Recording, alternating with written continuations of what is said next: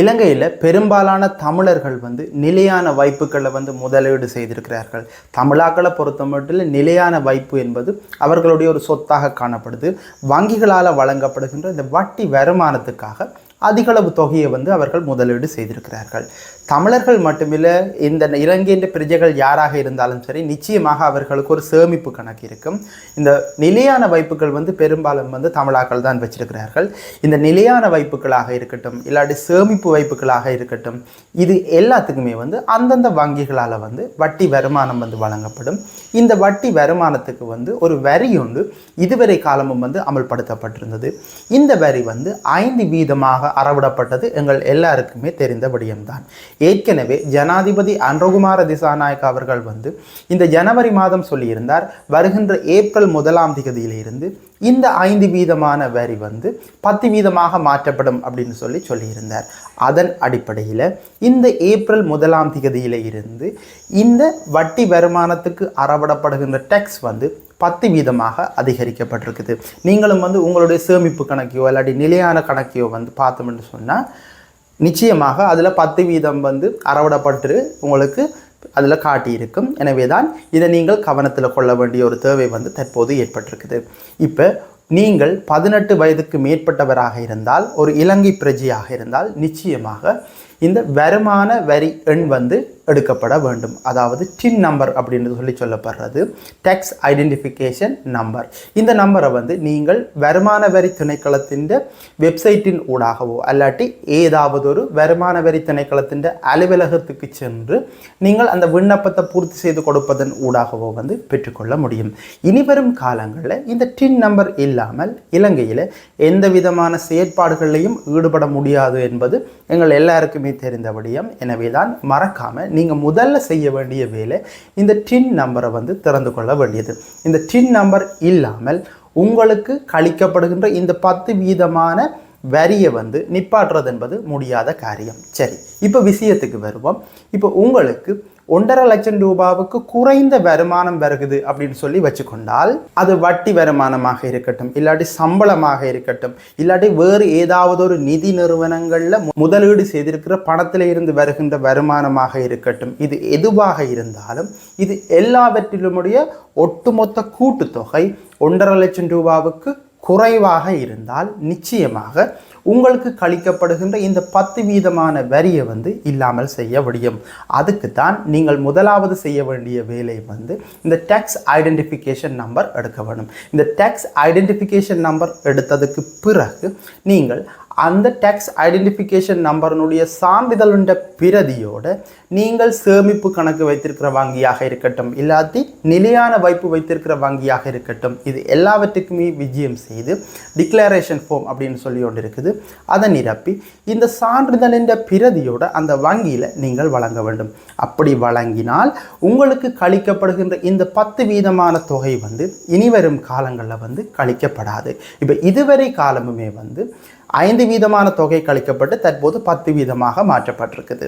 எங்கள்கிட்ட தமிழாக்களின் நிறைய பேர் இந்த வட்டி வருமானத்தை வைத்துத்தான் சீவனோபாயம் நடத்துபவர்களாக காணப்படுகின்றார்கள். அந்த அடிப்படையில் இப்போ உதாரணத்துக்கு கிட்டத்தட்ட 1 லட்சம் ரூபாய் அவர்களுக்கு வட்டி வருமானமாக வந்தால் இதுவரை காலமும் 5000 ரூபாய் கழிக்கப்பட்டிருந்தது. இப்போ ஏப்ரல் 1ஆம் தேதியிலிருந்து அது 10,000 ரூபாயாக கழிக்கப்படுது. அப்போ முதல் 95,000 ரூபாய் தான் கழிக்கப்பட்டு வருமானமாக தரப்பட்டது.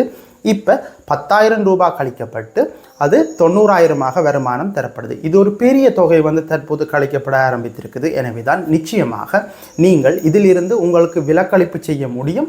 1.5 லட்சம் ரூபாவுக்கு குறைவாக உங்களுக்கு வருமானம் வருமாக இருந்தால், இது 60 வயதுக்கு மேற்பட்டவர்களாக இருந்தாலும் சரி, 60 வயதுக்கு உட்பட்டவர்களாக இருந்தாலும் சரி, நிச்சயமாக 2 பேருமே செய்யப்பட வேண்டிய ஒன்று. 18 வயதுக்கு மேற்பட்ட எல்லாருக்குமே உங்களுக்கு ஒரு சேமிப்பு கணக்கு இருந்தால் கூட நிச்சயமாக இதை செய்து வைக்கிறது நல்ல செயற்பாடாக இருக்கும். ஏனென்று சொன்னால் இனிவரும் காலங்களில் இந்த டேக்ஸ் ஐடென்டிஃபிகேஷன் நம்பர்ன்ற செயற்பாடு இல்லாமல் எந்த விதமான செயற்பாடுகளையும் வந்து இலங்கையில் செய்ய முடியாத ஒரு நிலைமை தான் காணப்படும். சரி, இப்போ அடுத்தபடியும் அரசாங்கம் ஏற்கனவே அறிவிச்சிருக்கு அப்படின்னு சொன்னால் இந்த ஓய்வூதியம் பெறுபவர்கள், அரசு ஓய்வூதியம் பெறுபவர்களுக்கு வந்து அந்த ஓய்வூதிய தொகை வந்து வருமானமாக கருதப்படாது.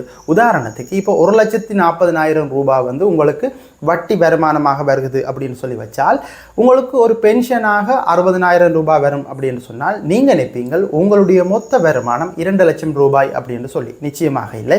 இப்போ அரசாங்கம் இந்த ஓய்வூதியர்களுக்கு மட்டும் ஒரு விலக்களிப்பு வழங்குது.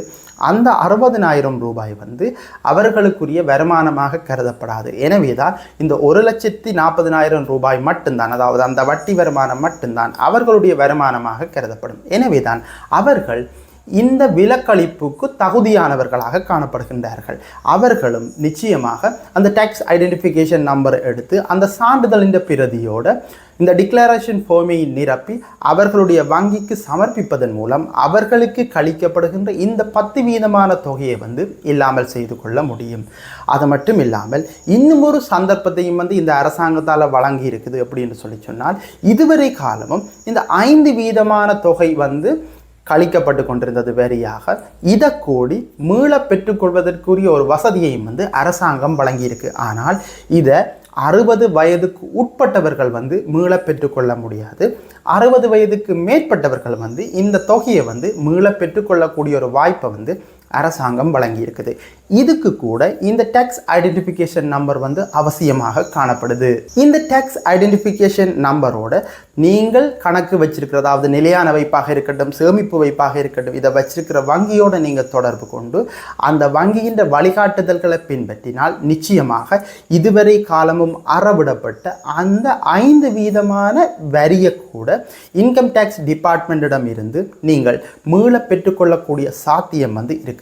எனவே தான் இந்த அறிவுறுத்தல்கள் எல்லாத்தையுமே வந்து சரியான வகையில் பின்பற்றி நீங்கள் உங்களுடைய வங்கியை தொடர்பு கொண்டால் நிச்சயமாக இதுவரைக்கும் கழிக்கப்படுகின்ற 10% தொகையை வந்து இல்லாமல் செய்வதுடன் இந்த 60 வயதுக்கு மேற்பட்டவர்கள் வந்து இதுவரை காலமும் கழிக்கப்பட்ட 5% தொகையை கூட மீள பெற்றுக்கொள்வதற்கான வாய்ப்பு வந்து இருக்குது. எனவே தான் இந்த சந்தர்ப்பத்தை நீங்கள் நிச்சயமாக பயன்படுத்த வேண்டும். இது வந்து பல பேருக்கு தற்போது தெரியாத விடயமாக இருக்குது.